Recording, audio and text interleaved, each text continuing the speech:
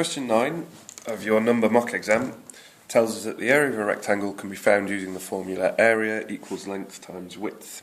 And then it asks us to use the formula to find the area in centimetres squared of a rectangle which has a length of 0.5 metres and a width of 300 metres. Now at first glance, 300 millimetres, sorry. At first glance this seems like a very straightforward question, because all we've got to do to find the area is replace the length with this value and the width with this value, and that will give us the area. But we just need to read the question carefully, because it tells us to find the area in centimetres squared. This value is in metres, and this value is in millimetres. So there's a good chance we're going to get a slightly wrong answer. So what we need to do is we need to convert this value into centimetres and this value into centimetres before we perform the calculation. So if we want to change metres into centimetres, we know that there are 100 centimetres in a metre, so we need to take the metre value and times it by 100. So if we do 0.5 times by 100, then we're going to get 50. So we've got 50 centimetres.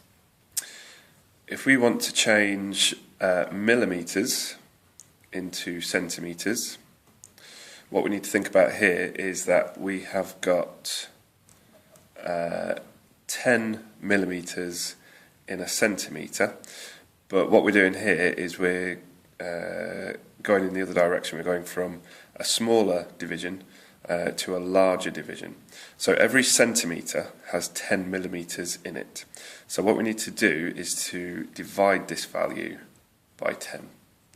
So we divide the millimetres by 10. 300 divided by 10 will give us 30 centimetres. So we can see that we've got a rectangle that is 50 centimetres long by 30 centimetres wide. So to find the area, we take the length of 50 and we multiply it by the width of 30. Now again, bearing in mind that you can use your calculator for this, but at this point hopefully we can see that this will be 1,500 centimetres squared. 1,500 centimetres squared. So that is the answer for question 9.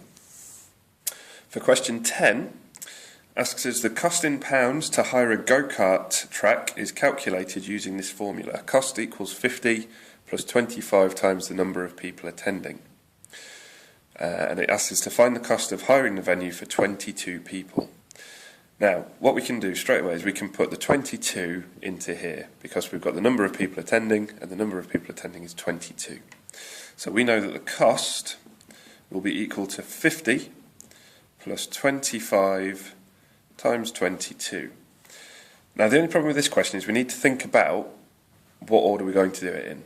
Now, we can think about it logically, or we can apply BIDMAS to it, and we should get the right answer. If we think about it logically, first of all, we can see that what we've got here, if we break this down, we've got a cost of 50 and then 25 times by the number of people attending.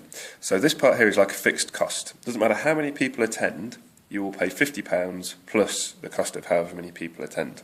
So that is a fixed charge for the group of people.